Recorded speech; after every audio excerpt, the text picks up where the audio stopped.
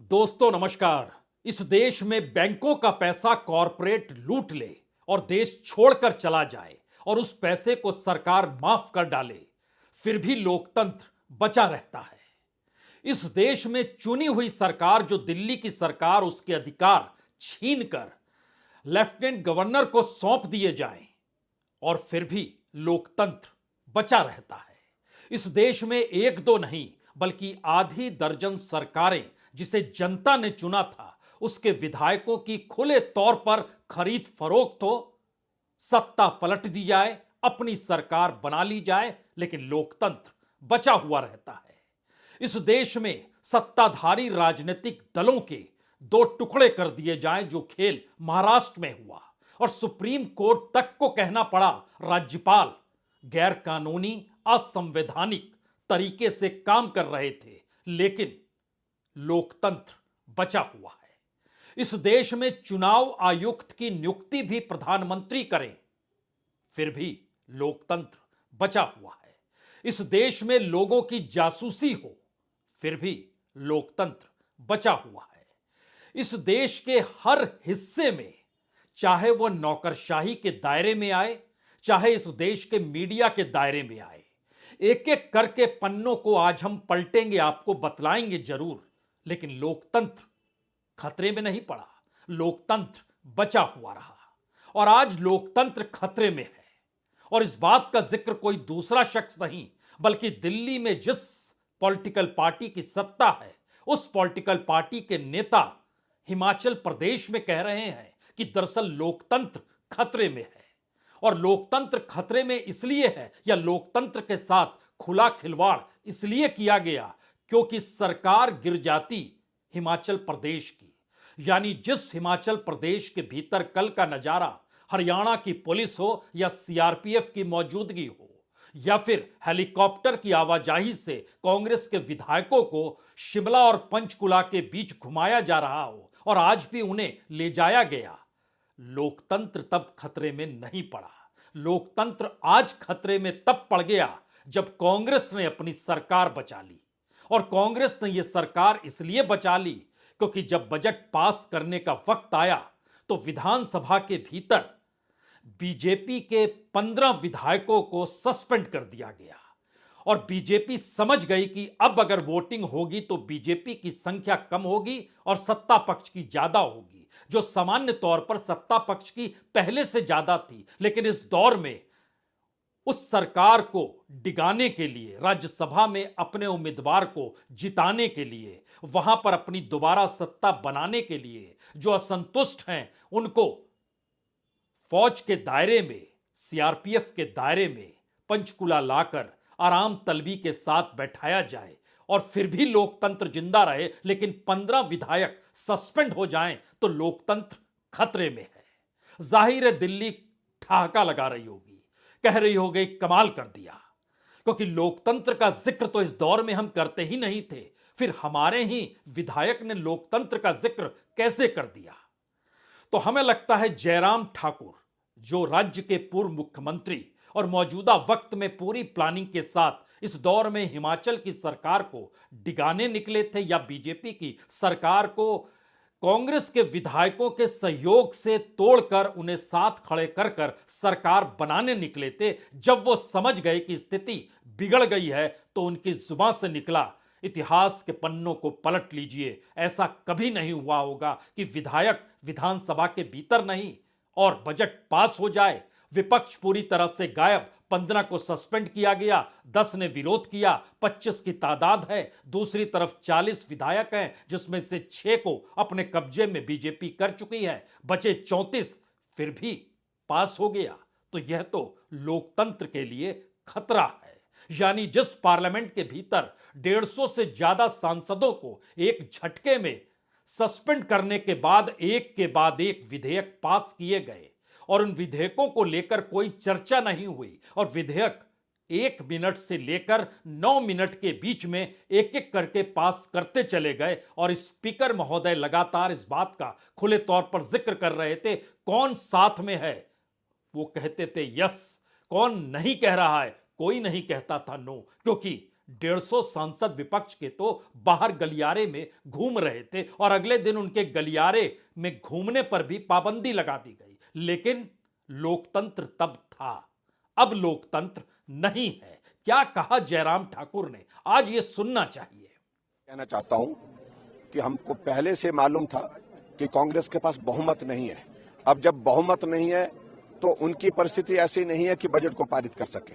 उसके लिए एक ही तरीका उन्होंने निकाला कि भाजपा के विधायकों को सस्पेंड करो, और विधायकों को सस्पेंड बेवजह किया गया, 15 विधायकों को। और उसके बाद अब वो बजट पास करने की कोशिश करेंगे। ये नैतिकता के बहुत खिलाफ है, नियम के भी खिलाफ है। और ऐसे में मुझे लगता है कि कांग्रेस पार्टी में भी बहुत सारे लोग ऐसे हैं जिनको ये अनुभव लग रहा है, जिनको महसूस हो रहा है कि ये जो हो रहा है ये गलत हो रहा है। नैतिक अधिकार बजट पास करने का, सत्ता में रहने का कांग्रेस के पास अब है ही नहीं। नैतिकता थोड़ी भी है तो इससे पहले की पार्टी हटाए तो उनको विचार करना चाहिए। तो परेशान है जयराम ठाकुर, परेशान है बीजेपी, परेशान है दिल्ली की सत्ता। इस दौर में कांग्रेस को यह ट्रेनिंग किसने दे डाली कि अपनी सत्ता बचाने के लिए विधानसभा के भीतर भी बहुत बड़ा खेल हो सकता है। जबकि इस दौर में बीजेपी ने तो बतला दिया समूचे देश को कि बीजेपी सिर्फ एक पॉलिटिकल पार्टी नहीं है, उसका एक्सटेंशन सीबीआई में है, उसका एक्सटेंशन ईडी में है, उसका एक्सटेंशन आईटी में है, उसका एक्सटेंशन सीएजी में भी है। सीएजी जो सरकार पर निगरानी रखती है और बताती है कि किस मंत्रालय का कितना खर्च हुआ, वह भी भूल गई बताने को लेकर कि दरअसल इस दौर में क्या करप्शन हो रहा है और कहां क्या गड़बड़ी हो रही है। सबको सब चीज भूल गए।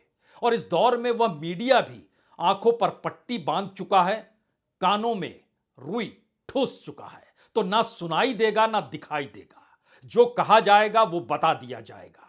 और यह स्थिति के भीतर लोकतंत्र की खोज करने के लिए पहली बार ऐसा लगा कांग्रेस अगर जागी है तो कांग्रेस ने सुबह सवेरे हिमाचल प्रदेश के भीतर में यह सवाल खड़ा कर दिया, अब सरकार बचानी है।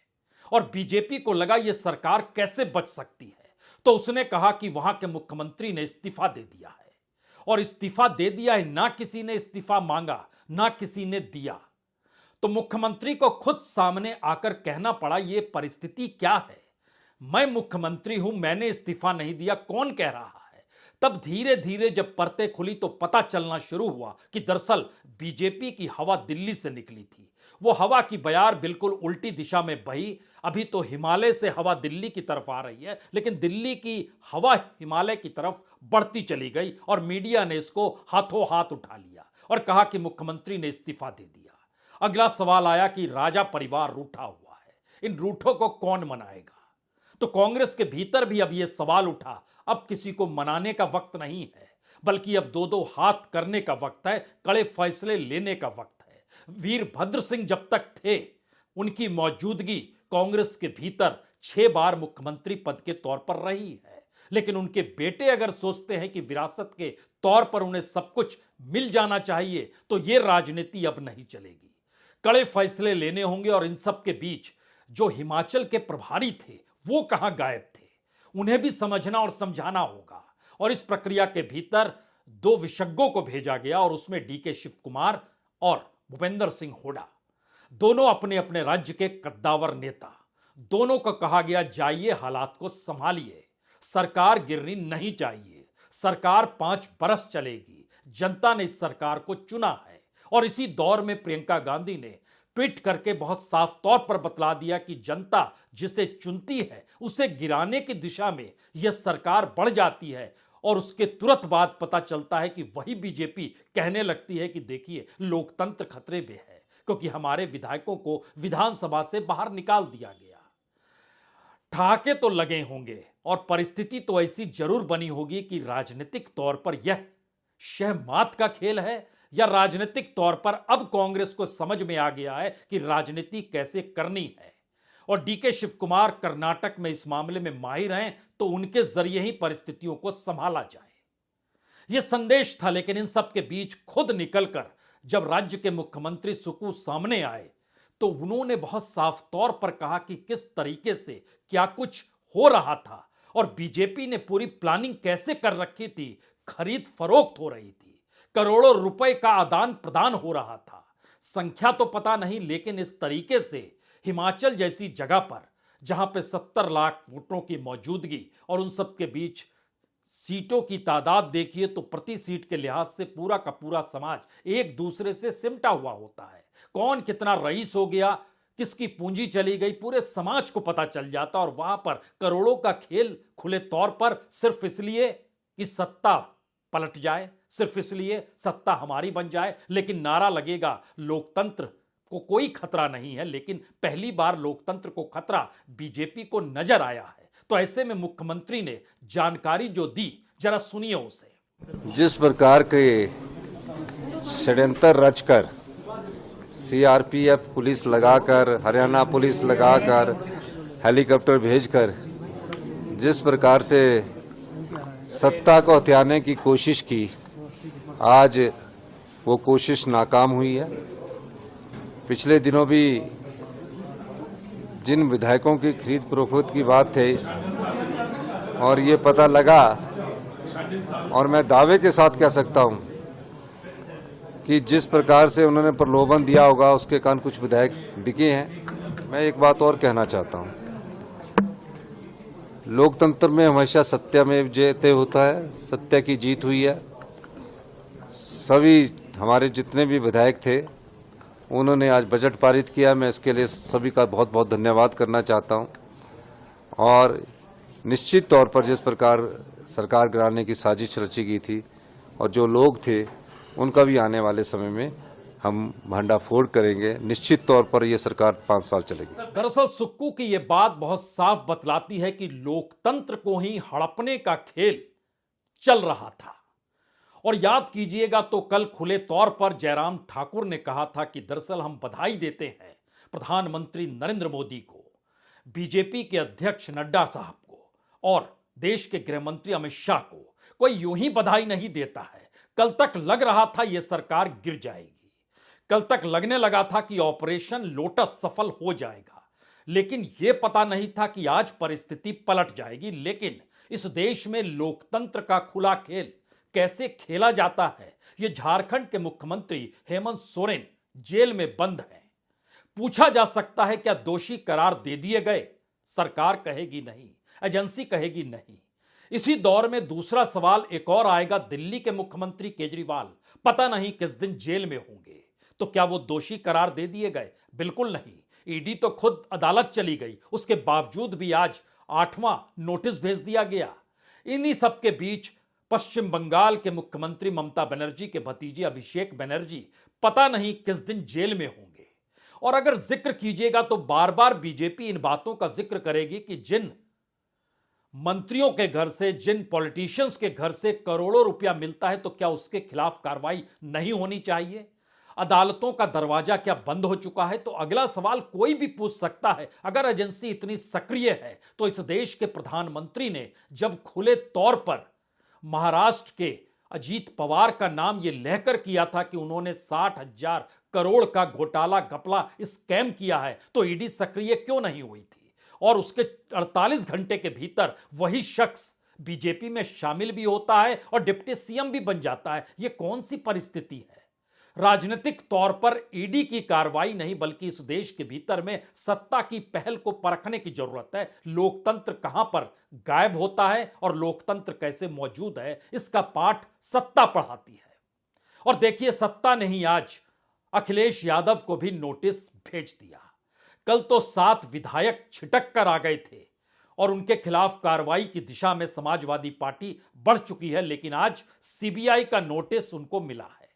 उसमें कहा गया कि आपको कल दिल्ली में आना है, सीबीआई हेडक्वार्टर में पेश होना है और उसमें आपसे पूछा जाएगा जब 2012 से 2016 के बीच जो माइनिंग का खेल खेला जा रहा था, उसमें आपकी भूमिका क्या थी? बतौर गवाह आपको पेश होना है। और जो जानकारी निकल कर आई 17 फरवरी 2013, जब अखिलेश यादव मुख्यमंत्री भी थे और माइनिंग डिपार्टमेंट भी उनके पास था, उस समय उन्होंने 13 लीज क्लियर किए थे, यानी एक दिन में 13 प्रोजेक्ट क्लियर कर दिए थे। मामला हाईकोर्ट में गया था, हाईकोर्ट ने सीबीआई से कहा था आप कार्रवाई कीजिए, और उसके बाद ये पहला नोटिस नहीं है, इससे पहले 2019 में भी उन्हें नोटिस मिला था। कोई भी पूछ सकता है कि नोटिस क्यों देते हैं। राजनीतिक तौर पर नोटिस देने का काम किसी एजेंसी का नहीं है, उसे तो कानून के तहत कार्रवाई करनी है, और अगर वो दोषी है तो फिर कार्रवाई कीजिए, जेल में डालिए। इतना लंबा मामला तो चलता नहीं है। तो मामला लंबा भी नहीं चले, लोकतंत्र भी बचा रहे, क्योंकि इस दौर में अवैध खनन का आरोप, मिनरल की चोरी का आरोप, पैसे की उगाही का आरोप, ई टेंडरिंग की गड़बड़ी का आरोप, तमाम आरोपों की पूरी फहरिस्त है, तो पूरी कार्रवाई तो हो जानी चाहिए एक झटके में। फिर दिक्कत क्या है? तो क्या इस देश के भीतर में एक सरकार ना गिरा पाने की परिस्थिति के भीतर बीजेपी अंदर से इस तरीके से हिल गई कि वो अपनी हार को बर्दाश्त नहीं कर पा रही है और कहने लगी कि लोकतंत्र खतरे में है? और देखिए किस तरीके से विधायकों को बाहर निकाल दिया गया और बजट पास करा लिया गया। यानी किसी भी जगह पर ऐसा होता ही नहीं है, फिर यह कैसे हो गया? तो हमें लगता है आज उन फेरिस्त को जरूर खोलना चाहिए। आपको जानकर हैरत होगी, एक फैसला एक वक्त अशोक लवासा ने भी दिया था। इलेक्शन कमीशन के भीतर महीने भर के भीतर उनका तबादला हो गया, उनको बाहर निकाल दिया गया, बाहर का रास्ता दिखा दिया गया, और इन सब के बीच पहली बार यह जानकारी निकल कर आई कि इलेक्शन कमीशन को भी अपने कब्जे में करने के लिए सत्ता कितनी बेचैन है।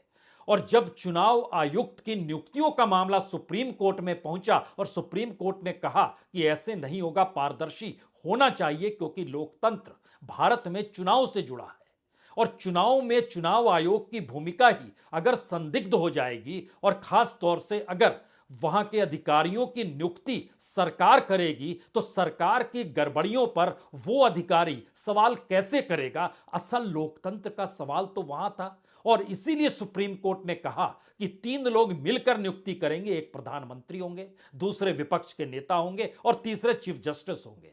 सरकार के गले से नीचे यह बात उतरी नहीं। 15 दिन के भीतर संसद में अपनी ताकत दिखाते हुए सुप्रीम कोर्ट के निर्णय को बदल दिया गया, और फिर उसके बाद कहा गया कि अब प्रधानमंत्री नियुक्ति करेंगे, क्योंकि प्रधानमंत्री के साथ विपक्ष का नेता तो होगा, लेकिन तीसरा शख्स जो होगा वो प्रधानमंत्री की कैबिनेट का शख्स होगा, जिसे प्रधानमंत्री चुनेंगे। तो फिर गृह मंत्री को चुन लिया गया, और उसके बाद नियुक्ति की प्रक्रिया की शुरुआत हो गई। सवाल है, क्या लोकतंत्र को हड़पना नहीं, लोकतंत्र को निगल लेना और उसके बाद लोकतंत्र का जाप करना?